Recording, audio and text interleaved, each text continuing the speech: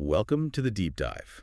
Whether you are a dedicated spirits aficionado with a temperature control cabinet full of rare single cask bottles, or you're simply someone who is endlessly fascinated by how incredibly passionate startups can just completely disrupt ancient traditions. Heavily guarded traditions, really. Right, heavily guarded traditions. Well, this specific deep dive has been crafted entirely for you because we are going on a serious journey today. We are tracing the explosive, highly calculated rise of the modern Danish whiskey scene. And it is quite a scene. It really is. And we're going to look at this through two distinct yet fundamentally interconnected lenses. First, we have the evolution of a massive retail powerhouse that started as a sheer passion project. And second, the intricate, obsessive craftsmanship of Mosgaard Distillery, which is one of Denmark's most acclaimed and progressive producers. It's a remarkable ecosystem to examine. We're pulling insights today from a wealth of documentation, business profiles, and deep dive technical blogs from Whisky.dk. But we aren't just looking at standard promotional material here. No, definitely not. What we have is a real-time record of a national spirits movement being actively cartified. We're looking at the actual mechanics of how you take a deeply entrenched, globally dominated industry and just carve out an entirely new geographically specific category from scratch. Okay, let's unpack this. Yeah. Because if you are deeply entrenched in the spirits world, when you first hear the phrase Danish whiskey, you might naturally raise an eyebrow. Sure. I mean, we are all so completely conditioned by the market to think of the Scottish Highlands, right? Or the limestone-filtered water of Kentucky, or the meticulous blending houses of Japan when we discuss premium whiskey. Denmark is not the historical default. No, it's not. But that is exactly what makes this dynamic so compelling. It isn't just a story about a new brand, it's a story of an entire industry scaling up from absolutely nothing. And I think it's vital to set the parameters of our discussion right out of the gate. While we are absolutely going to get into the weeds regarding distillation chemistry, cut points, ester profiles, all of that. Oh, we are definitely getting into the chemistry later. Yeah, but this isn't solely a technical breakdown of a beverage. Well. What we are really examining is a complex intersection of agricultural philosophy, highly aggressive business scaling, and quite frankly, the forging of a brand new national identity on the global stage. We're talking about taking something fundamentally local, the specific soil composition of a Danish island, the local grain, the maritime climate, and translating that into a world-class, globally competitive standard. And to truly understand how this Danish whiskey renaissance is successfully reaching the palates of actual aficionados, we have to start at the point of friction, which is the retail sector. Right, the people moving the bottles. Exactly. We have to look at the people actually putting these bottles into the hands of highly educated consumers. We have to start with Whisky.dk. The timeline here is staggering if you understand the sheer logistical nightmare of the alcohol retail business. It really is. We are looking at a company founded in 2012 by Ulrik Bertelsen and Henrik Olsen. Now, 2012 in the e-commerce landscape, it feels like the Stone Age. Especially for highly regulated, high-tax commodities like premium spirits in Scandinavia. They started as a tiny online operation. Just two guys, a deep passion for the liquid, and a basic digital storefront. A very standard startup origin story on paper, But the trajectory from that modest digital footprint to their current market dominance is where the underlying data reveals a massive shift in the industry. Yeah. They didn't just experience linear year-over-year growth. They grew into Denmark's absolute largest physical and online whiskey retailer. And the clearest metric we have for that explosive scaling is their recognition as a multi-time winner of the Danish Gazelle Award. Let's actually pause on that, because the Gazelle Award isn't just a vanity plaque you hang in the lobby. No, not at all. In the Danish business landscape, winning a Gazelle is a brutal, unforgiving metric to achieve. It's awarded by the Financial Daily Børsen, and to even qualify, a business must have demonstrated exceptional, continuous financial growth. You are essentially doubling your revenue or gross profit over a strict 4-year period. Which is incredibly hard to do once. Right. Winning it once is a monumental logistical achievement. The fact that an independent spirits retailer won it multiple times tells us something fundamental is shifting in how people buy alcohol. It tells us everything about the evolution of the modern consumer palate. You do not achieve that kind of exponential, award-winning financial growth in a highly specialized premium market simply by pushing volume or slashing prices. You can't just discount your way to a Gazelle. Exactly. That aggressive growth curve indicates a massive migration in consumer behavior. The market has moved aggressively away from casual, brand-loyal drinking, where someone just buys the same standard blended scotch for 40 years, toward highly serious, curated, educational tasting experiences. Yeah. The modern aficionado isn't just purchasing a volume of ethanol, they are purchasing provenance. They demand the story, the specific cask breakdown, the fermentation times. Whisky.dk didn't just passively capture an existing market, they recognized this rising intellectual curiosity and built an infrastructure to facilitate it. But here's what I find genuinely perplexing from a business strategy standpoint. They are this massive e-commerce giant, clearly dominating the digital space. Yet they actively chose to plant a massive physical flag in the ground. They built a sprawling 500 square meter physical showroom. Yeah, massive space. And they didn't put it in the bustling, high-foot traffic tourist center of downtown Copenhagen. They built it in Vestruprud, near Kolding. Yeah. For anyone looking at a map, Vestruprud is a deliberate destination.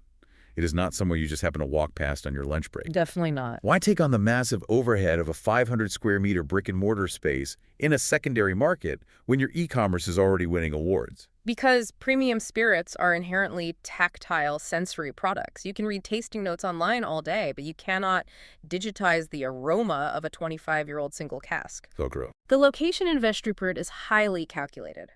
By placing it outside the immediate chaos of the capital, they reduce commercial real estate overhead while simultaneously filtering their clientele. Anyone who makes the drive to Vestruprud is a highly motivated buyer. The 500 square meter scale is an architectural statement of authority. It transitions the business from a mere retail outlet into an experiential destination. It really is a physical manifestation of their market dominance. Imagine that visual space for a second. If you're a listener who obsesses over a niche, whether that is vintage horology, high-end audiophile equipment, or rare first edition literature, imagine making a dedicated trip to a location and stepping through the doors into a 500 square meter sanctuary dedicated entirely, obsessively, to your specific passion. It's powerful. You are surrounded by thousands of distinct variations of the exact thing you love. They stock everything from the hyper-rare Japanese single malts to obscure independent Scottish bottlings, alongside deep selections of rum, cognac, agave spirits. It completely rewires the psychology of the transaction. It's no longer retail, it's a pilgrimage. Pilgrimage is precisely the right framework. But sheer volume of inventory is intimidating. If you take someone who is just beginning to transition from standard blends to single malts and you drop them into a 500 square meter warehouse containing thousands of bottles, the cognitive load is overwhelming. Yeah, you just freeze. Choice paralysis. Well, exactly, choice paralysis. This is where their strategy of physical space truly pays off. They don't just display bottles, they host deep dive masterclasses, they run highly curated guided tastings. They have engineered a cozy, localized atmosphere that deliberately demystifies the product. It's essentially an educational funnel. You bring in a customer who is curious and you sit them down on a masterclass. You teach them how to properly nose a spirit, how to identify the difference between an ex-bourbon maturation and an active European oak sherry cask. You give them a concrete sensory vocabulary. Exactly. And once you equip a consumer with that sensory vocabulary, you permanently transform them. They are no longer a passive buyer. They are an active, critically thinking enthusiast. They start chasing specific ester profiles or obscure geographical regions. And who are they going to buy those obscure bottles from? The retailer who educated them. Right. By investing in these masterclasses, Whisky.dk actively cultivated a highly sophisticated domestic audience. They essentially built the fertile ground required for a domestic, super premium craft distillation scene to actually survive and thrive. Which brings us to the actual liquid being produced on that very ground. Because you can have the most sophisticated, highly educated retail audience on the planet, but if the local product doesn't have the structural integrity to stand toe-to-toe with the global giants, the entire movement collapses. It falls apart instantly. And that brings us to the absolute core of our deep dive Mosgaard Distillery. Now, to understand the liquid, you have to understand the geography. They are located on South Funan, or Sydfyn, and they represent what the industry is calling the new generation of Danish whiskey. Yes. But I want to push back on that term a bit. New generation sounds great in marketing copy, but what does it actually mean operationally? Aren't they just doing exactly what the Scots have been doing for 500 years? It is the exact opposite, actually, and that is why the term new generation is so vital here. When we analyze legacy distilleries, the massive historic estates in Speyside or the generational bourbon producers in Kentucky, we are looking at institutions that are completely handcuffed by their own history. Handcuffed how? Well, they have incredible heritage, yes, but that heritage is a rigid cage. A legacy Scottish distillery cannot suddenly change their fermentation times, their yeast strains, or their still shapes to experiment with a new flavor profile because the global market demands that their 12-year-old flagship bottle tastes exactly as it did in 1985. Right. If you buy a famous brand, you want it to taste like that famous brand? Exactly. They are beholden to consistency over innovation. Mosgaard, representing the new generation, possesses the ultimate luxury in distillation, a blank canvas. They have zero historical baggage. Yeah. They aren't trying to replicate a Scottish profile. They are actively engineering a purely Danish terroir from the ground up. Let's really drill into that concept of terroir because it gets thrown around a lot in the wine world, but whiskey enthusiasts are notoriously skeptical of it. Does the specific dirt really matter when you are heavily distilling a liquid to 70% alcohol and then locking it in a charred piece of wood for half a decade? That's a fair question. Mosgaard clearly believes it does because their entire philosophy is built on three rigid pillars. First, strictly organic, highly localized Danish raw materials. Second, an obsessive dedication to craftsmanship. And third, a term I absolutely adore, technical nerding. It's a great term. It is. And all of this relies on an overarching philosophy of total, uncompromising in-house control. Everything, the brewing, the fermentation, the distillation, the maturation, happens directly on their estate on South Sunnet. But again, let me play devil's advocate here. Why take on that nightmare? It is a nightmare, logistically. Right. It is incredibly common, even among very well-respected independent bottlers and craft brands, to buy malted barley from massive commercial malting facilities. Yeah. It's cheaper, it's consistent, and it removes a massive point of failure. Why insist on doing absolutely everything in-house? What's fascinating here is the sheer audacity of that business model. You are entirely correct. Outsourcing is the industry standard for a reason. Commercial malting floors have millions of dollars of equipment designed to perfectly germinate and kiln barley to exact specifications. But the moment you outsource your malting or your brewing, you surrender control over the foundational building blocks of your spirit's flavor. You inherit the generic, homogenized profile of industrial agriculture. By keeping everything in-house on South Funen, Mosgaard takes on an immense capital and operational burden. But the payoff is absolute control over their ester profile. For the listener who might just enjoy drinking the whiskey without necessarily having a degree in organic chemistry, how does controlling the brewing actually change the final liquid in the glass? It comes down to the creation of congeners and esters during fermentation. When you mash the barley and add yeast, the yeast doesn't just consume sugars and create ethanol. It creates hundreds of trace chemical compounds, esters, aldehydes, long-chain fatty acids. The flavor compounds. Exactly. These compounds dictate whether the final whiskey will taste like green apples, heavy leather, fresh citrus, or dark chocolate. Industrial breweries aim for rapid, highly efficient fermentations that maximize alcohol yield. Mosgaard, by controlling the process in-house, can utilize wildly inefficient, long, slow fermentations. Because they're not rushing for yield. Right. They can intentionally stress the yeast or utilize specific organic strains to develop incredibly complex, heavy, fruity ester profiles that a commercial facility would never bother with. They are prioritizing extreme flavor complexity over industrial yield.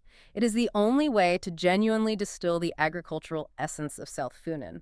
It's the difference between a massive chain restaurant buying pre-chopped, vacuum-sealed vegetables from a global distributor versus a hyper-local chef who insists on foraging the wild herbs from the woods behind the restaurant and personally monitoring the pH of the soil in their own garden. That's a perfect analogy. The intimacy with the raw material is on a completely different spectrum, and they are applying this exact same rigorous end-to-end control to their organic gin production as well. But managing that level of intense granular detail across multiple spirit categories requires an almost superhuman level of focus. And as we know, a business built entirely on the superhuman focus of its founders is inherently fragile. Highly fragile. It is the single greatest risk factor in the artisanal economy. And this brings us to a really sobering reality check in the Mosgaard journey. Recently, they hit a massive operational roadblock. And it wasn't a sudden spike in the cost of organic grain or a shift in tariff laws or a sudden drop in consumer demand. It was the deeply personal health challenges of the original owner. Yeah.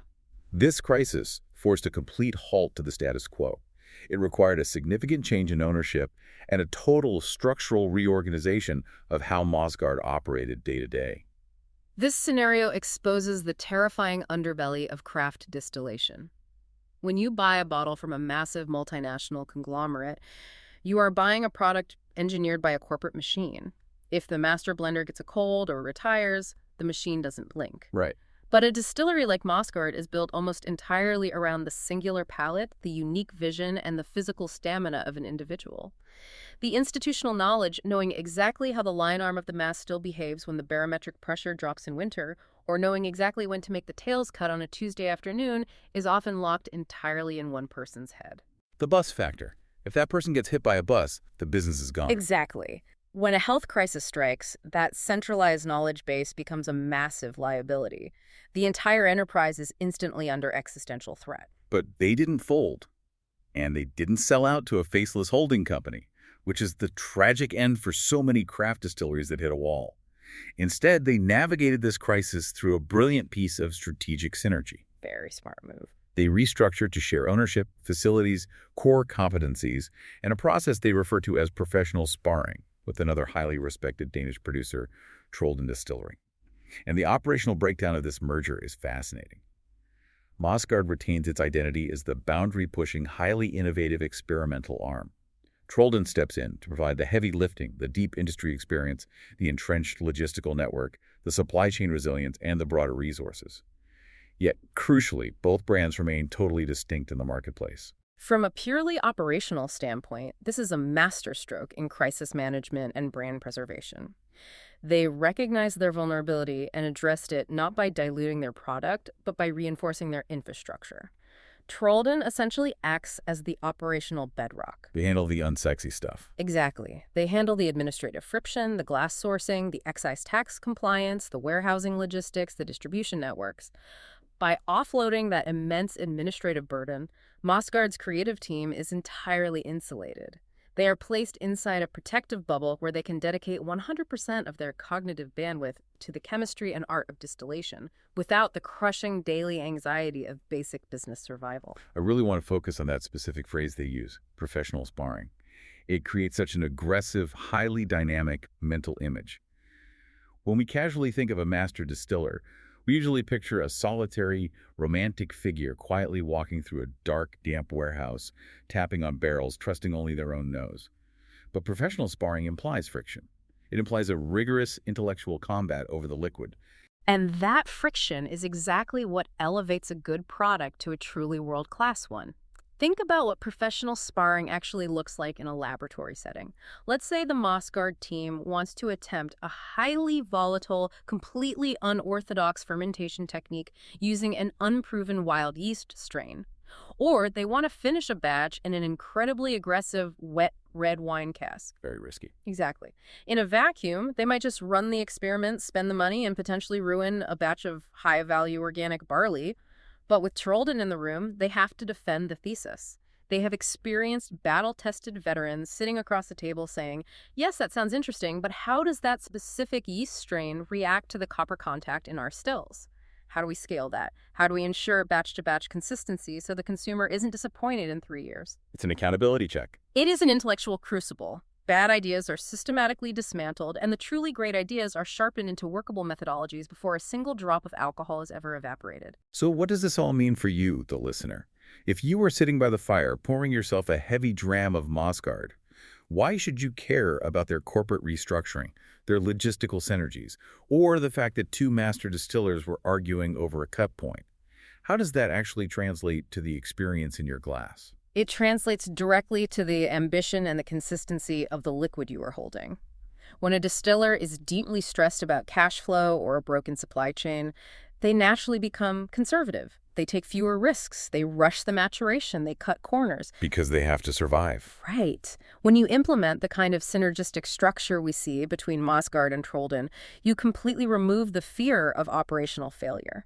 The listener should care because this highly stable environment is exactly what allows Mosgaard to push the absolute limits of their technical nerding. It guarantees that the bottle you buy tomorrow will be the result of fearless, calculated innovation, not a desperate attempt to simply keep the lights on. which perfectly transitions us from the business structure into the actual hard science of that innovation. Let's get deeply technical and examine exactly how they are manipulating this liquid, because the details here are staggering.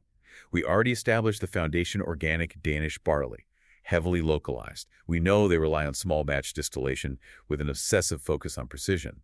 But it is their specific maturation and cask strategy where the true mastery is revealed. Oh, absolutely. The wood policy is incredible. They're utilizing a heavy arsenal of specialized wood. Oloroso sherry casks, Amontillado casks, deeply sweet Pedro Ximénez or PX casks, alongside traditional American ex-bourbon barrels and a rotating cast of experimental wood. But the true secret weapon, the specific technique that allows them to achieve profound intensity at a relatively young age, is their heavy reliance on quarter casks and smaller, custom-coopered special casks. This is where we need to dive into the absolute physics of flavor extraction and maturation mechanics. To understand why Mosgaard uses quarter casks, we have to understand the mathematical relationship between the volume of liquid and the internal surface area of the charred wood. Right, it's a geometry problem. It is. In the global whiskey industry, there are standard sizes. An American standard barrel, used for bourbon, holds exactly 200 liters. A sherry butt, heavily used by the legacy Scottish distilleries, holds 500 liters. A quarter cask, as the nomenclature suggests, is significantly smaller, typically holding around 50 liters. That is a massive reduction in volume. We were talking about going from a massive 500-liter vat down to essentially a 50-liter keg. Precisely. And the geometry of that reduction is everything. As the volume of a cylinder decreases, the internal volume drops at a much faster rate than the internal surface area. This completely alters the wood-to-liquid ratio. In a 50-liter quarter cask, a vastly higher percentage of the raw spirit is in direct physical contact with the active, charred interior of the oak stave at any given microsecond compared to a 500-liter butt. Let's break down the chemistry of that contact. When that clear, new-make spirit touches the wood, what is actually happening on a molecular level inside that dark warehouse? It is a dynamic, constantly breathing chemical reaction driven by the ambient environment. The Danish coastal climate plays a huge role here. As the temperature and barometric pressure naturally fluctuate throughout the days and seasons, the liquid inside the cask expands and contracts. It pushes in and out of the wood. Yes. When the temperature rises, the spirit expands and is physically pushed deep into the cellular matrix of the oak staves. When it cools, it contracts, pulling back out into the center of the cask.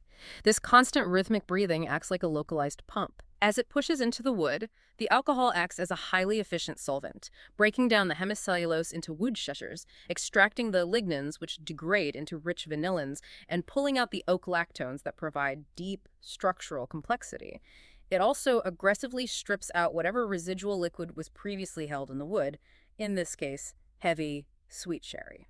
And because that wood-to-liquid ratio is so aggressively skewed in a 50-liter quarter cask, this entire chemical extraction process is exponentially accelerated. Exactly. The spirit is effectively speed-running the maturation process. It is drawing out those dense, concentrated flavor compounds, the heavy tannins, and the deep, rich colors at a rapid, almost violent pace. This is how Mosgaard yields a spirit with profound intensity, structural depth, and aromatic complexity, even when the chronological age of the whiskey might be relatively young compared to a traditional 12 or 15-year-old Scotch, aged in a massive, inactive 500-liter vat. But hold on, because anyone who knows whiskey knows that accelerated aging is a massively dangerous game. The casks they are using, Oloroso, Amontillado, PX sherry, these are not neutral vessels. These are highly active, deeply aggressive design tools. Extremely impressive. Oloroso sherry is incredibly dark, nutty, and oxidative.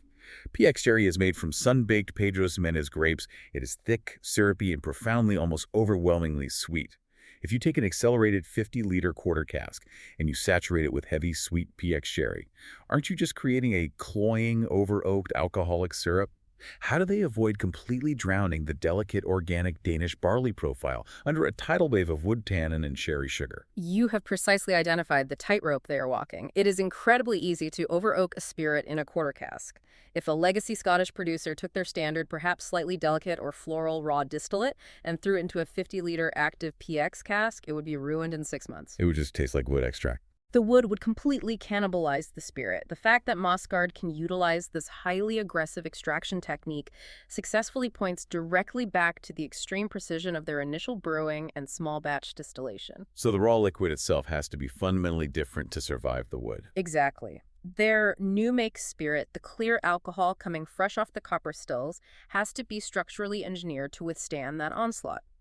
By controlling their long fermentations and making incredibly precise, narrow cuts during distillation, separating the harsh, volatile heads and the heavy, sulfurous tails, and only keeping the absolute pristine heart of the runtime, they produce a base distillate that is incredibly robust, highly concentrated, and exceptionally clean. It has good bones. It does. It has the chemical fortitude to stand up to heavy oak and heavy sherry without collapsing or becoming disjointed. The base spirit essentially acts as a massive, solid foundation capable of supporting the heavy architectural weight of the quarter cask extraction. And doing all of this while strictly adhering to organic certification protocols, which means they can't use chemical shortcuts, artificial enzymes, or synthetic clarifying agents.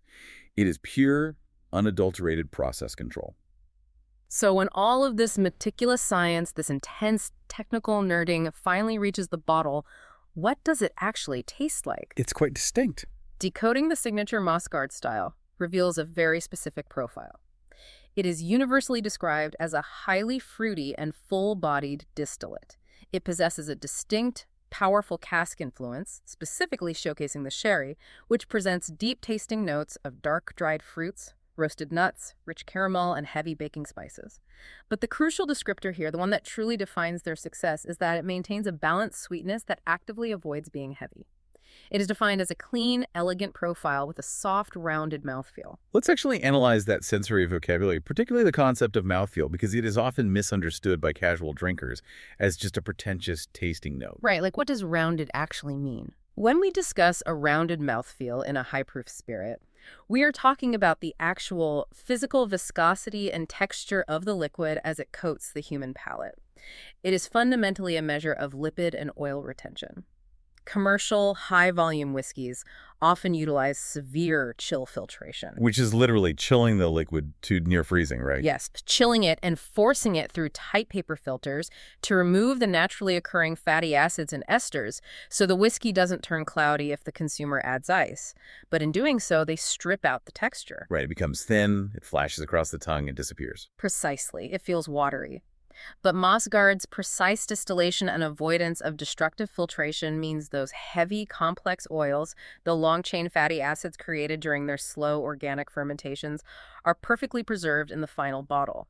When that liquid hits your palate, it feels dense. It feels luxurious and velvety. It has weight to it. It coats the inside of the mouth, which means the flavor compounds physically cling to your sensory receptors for minutes after you have swallowed. That is what a rounded mouthfeel achieves. It elevates the tasting from a momentary flash into a sustained, evolving experience. And that texture is vital for achieving the balance we discussed.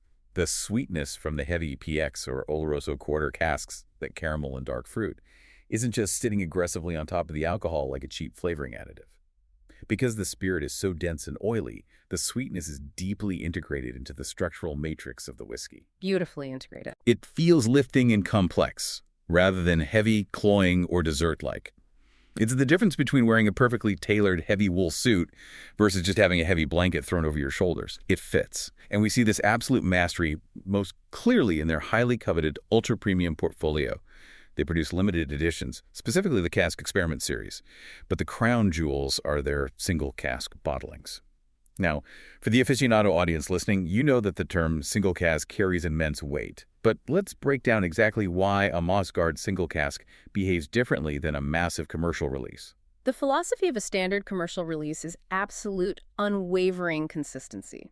A global brand's 12-year-old expression is a massive, highly calculated blend of hundreds, sometimes thousands, of different barrels from different warehouses, meticulously vatted together by a team of blenders, so that a bottle purchased in Tokyo in 2026 tastes exactly identical to a bottle purchased in London in 2018. Total uniformity. The goal is the total eradication of variance. A single cask bottling is the philosophical antithesis of that approach. It is an unadulterated, highly vulnerable snapshot of one specific moment in time drawn from one singular piece of oak. And because wood is a living, porous, wildly unpredictable organic material, no two casks are ever identical. Never. You could take two identical 50-liter quarter casks, coopered from the exact same oak tree, charred to the exact same level, filled with the exact same organic Mosgaard distillate on the exact same afternoon, and place them right next to each other on the same rack in the warehouse. 4 years later, they will taste fundamentally different. Just from sitting there. The grain tightness varies, allowing slightly different oxygen ingress. The micro airflow patterns around the barrel vary, slightly altering the evaporation rate the angels share. A single cask celebrates these microscopic, chaotic variances. It highlights the unique, unrepeatable magic of one individual barrel interacting with the Danish climate. Which is exactly why these bottlings drive the aficionado collector culture into an absolute frenzy. It's the ultimate ephemeral, transient experience. Once the 200 or 300 bottles yielded from that specific quarter cask are consumed, that exact, highly specific flavor profile is eradicated from the universe forever. It can never, ever be replicated. It's gone. It taps into a deep, primal desire among enthusiasts to experience something entirely unique, something that exists outside the realm of mass commercial production. And the sheer fact that Mosgaard's single casks are commanding massive attention on the global stage tells us that their individual isolated barrels are consistently producing extraordinary, structurally flawless results without needing to be blended to hide imperfections. But here is the critical pivot point. To consistently monitor a warehouse full of rapidly extracting quarter casks, to identify the exact perfect microsecond to dump a highly volatile single cask before the wood tannins overpower the delicate ester profile requires a level of sensory genius that goes far beyond basic distillation knowledge. It takes a very specific palate. It requires a palate that possesses a deep, intuitive, almost precognitive understanding of maturation trajectory, which brings us to the most significant organizational development at Mosgaard, and arguably the most important element in their ongoing evolution as a global brand. Here's where it gets really interesting, because we aren't just talking about the founders anymore. We are introduced to the architect of the next level for Mosgaard, Kim Müller-Elschoch. He has been brought on as their new master blender and master distiller. Now, for the listener, you need to understand this is not just a promotion of an internal employee, and it's certainly not a vanity hire. Not even close. He brings over 20 years of intense, high-level industry experience to the estate. He is the founder of a highly respected consulting firm, Whisky Maker & Co., which specializes in actively developing distillery infrastructure, defining flavor profiles, and crafting brand narratives for ambitious producers not just in Scandinavia, but globally. It is a massive, highly aggressive acquisition of elite talent. When you integrate an operator with over 2 decades of global consulting experience, you are essentially downloading a vast, highly categorized mental library into your operations. He has seen every possible logistical failure, every fermentation flaw, and every maturation triumph across dozens of different microclimates and production methodologies. He brings the global playbook. But what makes this specific partnership so potent isn't just his technical resume, it's his underlying governing philosophy. His approach is distinctly non-egotistical. His core belief is that the whiskey must tell its own story through a holistic, deep understanding of the raw distillate's unique identity. He operates from a position of absolute reverence for the liquid's inherent voice. I think that specific philosophy, that deep respect for the base spirit, is perfectly encapsulated in an anecdote from a recent tasting session. It's a brief moment, but it tells you everything you need to know about how he operates as a master blender. He was analyzing the Mosgaard port wine cask maturation. After assessing it, he openly recognized it as the absolute best port cask influence he had ever encountered in his career. That's high praise. But it's his reaction, his actionable response to that perfection, that is so profound. He stated simply, "I didn't have to do anything, just select the casks." That statement is the absolute essence of mastery. It defines the art of restraint. In any highly technical or creative field, whether it is Michelin-starred cooking, audio engineering, or master distillation true, elevated mastery is rarely defined by what you actively manipulate. It is defined by knowing exactly when not to interfere. Knowing when to keep your hands off. An insecure blender or someone trying to aggressively justify their new salary might feel an overwhelming urge to tinker. They might unnecessarily adjust the proof or blend in 5% of a different cask finish, simply to leave their personal, egotistical fingerprint on the final product. Kim's absolute brilliance is his curatorial restraint. He recognized that the existing Mosgaard process had achieved structural perfection in that port cask, and he possessed the profound wisdom to simply step back, remove his ego from the equation, and let the raw, beautiful distillate speak entirely for itself.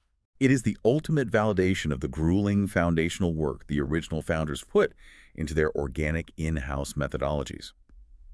He didn't come in to fix a broken, flawed system. He arrived as a visionary architect, stepping into an already magnificent structure with the specific mandate to elevate it to a recognized world-class standard. And crucially, his influence and his ambition extend far beyond the brick walls of the Mosgaard warehouse on South Funen. He isn't just blending whiskey. He is actively codifying an entire national movement. He serves as one of the primary architects behind the Danish Whisky Manifesto. This is a massive, historic cultural milestone.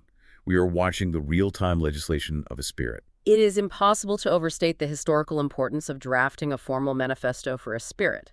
Let's analyze this conceptually, looking at the broader history of alcohol. The absolute most revered, financially successful, and culturally dominant categories of alcohol on the planet are those that are fiercely, aggressively defined and legally protected. Like champagne. Consider champagne. You cannot arbitrarily carbonate white wine in a factory in California and label it champagne. To use that word, you must operate within a specific, highly regulated geographic region in France, utilizing strictly defined grape varietals, adhering to agonizingly specific traditional methodologies. The exact same rigid protections apply to Kentucky straight bourbon or single malt Scotch whiskey or mezcal in Oaxaca. The rules are everything. These legal frameworks, these foundational manifestos, serve multiple critical functions. They violently protect the regional heritage against cheap imitations. They legally guarantee a baseline of uncompromising quality for the consumer, and they instantly communicate a complex set of cultural and technical values to the global market. So, by physically sitting down and drafting the Danish Whisky Manifesto, Kim and his contemporaries are actively doing the heavy foundational lifting required to build an entirely new global category. They are driving a massive stake into the ground. They are legally and culturally communicating to the rest of the world. This liquid is not a pale imitation of Scottish tradition. It is not an attempt to copy American bourbon sweetness. It operates under its own distinct rules. It relies on its own unique, localized terroir, and it possesses a fiercely independent identity. This raises an important question regarding how a single individual executes that vision. They are essentially establishing a recognized appellation from scratch. And Kim's specific targeted impact on Mosgaard can be broken down into three highly strategic pillars, which perfectly mirror the overarching goals of this new national manifesto. Let's hear them. First, intense stylistic refinement. His deep, decades-long sensory experience ensures that while Mosgaard continues to experiment with radical quarter casks and distinct fermentations, their output maintains a razor-sharp, globally recognizable consistency. The Mosgaard identity remains unmistakable batch after batch. Second, he brings a vital, international, global outlook. It's taking it beyond Scandinavia. Right. By leveraging his vast experience consulting for distilleries worldwide, he ensures that Mosgaard's hyper-local organic approach isn't just charming to local Danes, it is finely calibrated to aggressively compete against legacy brands on the world stage. And third, and perhaps most importantly, he is anchoring Mosgaard centrally within the broader narrative of Danish whiskey. Because Kim is a central vocal architect of the manifesto itself, Mosgaard naturally becomes the definitive physical reference point. When a connoisseur in Tokyo or New York wants to know exactly what the manifesto tastes like, they will reach for a bottle of Mosgaard. So what does this all mean if we pull back and look at the entire landscape? If we take all of these highly intricate, disparate pieces we have rigorously unpacked today, the explosive Gazelle award-winning retail dominance and consumer education, driven by Whisky.dk, the obsessive hyperlocal organic philosophy and intense technical nerding of Mosgaard, the brilliant structural resilience achieved through their professional sparring with Trolden, the deeply complex accelerated physics of their quarter cask maturation, and the visionary category-defining leadership of Kim Muller-Elsherwood is the final composite picture we are looking at. The evidence points to one inescapable conclusion.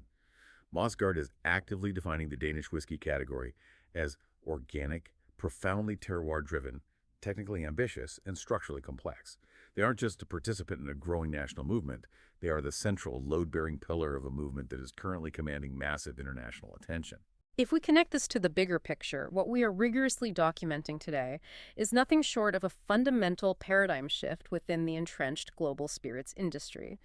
We are analyzing how a geographically small, historically non-dominant country like Denmark is suddenly standing up and generating massive disruptive shockwaves in an international market that has been monopolized by multi-billion-dollar Scottish and American corporate giants for literally centuries. It's David versus Goliath. It is the ultimate David versus Goliath scenario. But David isn't trying to win by building bigger factories, pumping out higher volumes, or underpricing the competition. David is systematically dismantling Goliath through an uncompromising, fanatical dedication to raw, organic terroir and extreme obsessive craftsmanship. And for you, the listener, the dedicated aficionado, this is exactly why this specific deep dive matters. You were not just listening to a dry historical postmortem about an industry that crystallized 100 years before you were born. You are an active witness to the real-time, messy, brilliant creation of what will undoubtedly become a world-renowned spirits category.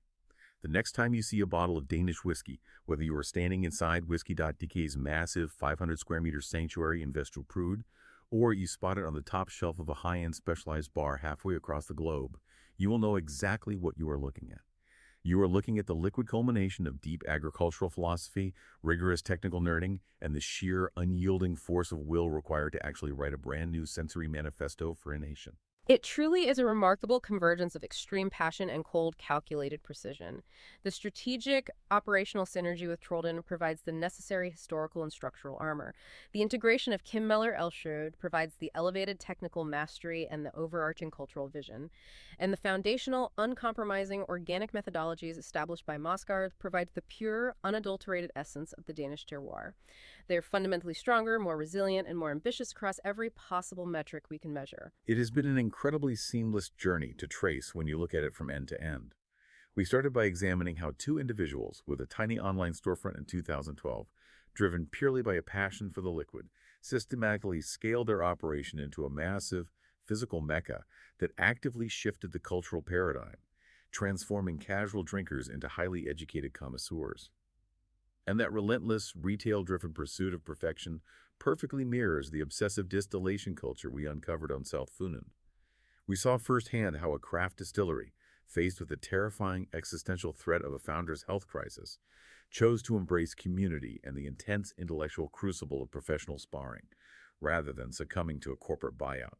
We deeply explored the mathematical and chemical realities of flavor extraction using high-contact quarter casks, and how that intense technical nerding is ultimately curated by a master blender whose most profound skill is knowing exactly when to step back and simply let the pure distillate speak for itself. It is the complete story of a small country deciding to write its own rules. And I think it serves as an incredibly powerful reminder to all of us that true innovation doesn't always require inventing a shiny new piece of technology. Sometimes the most profound innovation is simply taking an ancient, established process, rooting it deeply in a highly specific local environment, and executing it with an unprecedented, almost fanatical level of care and control. Beautifully said. And as we finally wrap up this extensive deep dive, I want to leave you, the listener, a final, lingering, somewhat provocative thought to mull over long after this finishes. We have spent this entire time rigorously exploring how the highly specific hyperlocal organic grains, the unique moraine soils, and the precise coastal microclimate of Denmark have been mathematically and chemically harnessed to create a flavor profile so distinct and so powerful that it literally demanded the legal drafting of its own national manifesto. It fundamentally makes you wonder about the massive untapped agricultural potential sitting right outside your own front door. If the cool, damp soil and the specific seasonal shifts of South Funen hold such profound, world-class complexity just waiting to be extracted, what undiscovered radical flavor profiles are currently hiding in the soil and microclimates of your own local region? Are they just sitting there, waiting for a sufficiently passionate, slightly obsessive artisan to finally understand them, to harvest them, and to distill them into something the world has never tasted before? Could the absolute next great, disruptive, global spirits revolution be quietly sprouting in the dirt of your own backyard right now? That is a deeply fascinating and perhaps inspiring question to consider the next time you step outside and really look at the environment around you. Truly. Thank you so much for joining us on this exhaustive, highly technical deep dive into the incredible, real-time rise of the Danish whiskey scene. Keep exploring the obscure bottles, keep questioning the legacy traditions, and above all, stay curious.